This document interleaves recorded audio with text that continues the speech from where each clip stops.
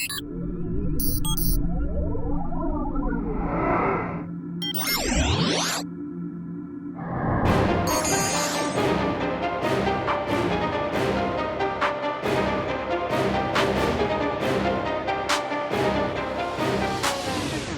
there such thing as a device, like per se a signal device? So you bring up a good question. This is an assembly line, and it will be processing golf balls. It'll process 100 golf balls soon.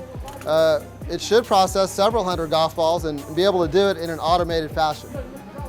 We just installed a vision sensor here. We're working on vision sensor protocol so that this can not only identify that that's white, but also identify its dimensions.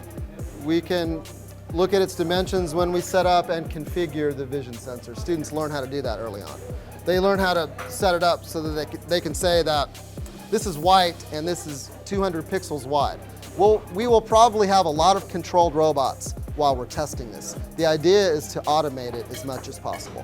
What students will find is that it takes an engineer, it takes several engineers on each line.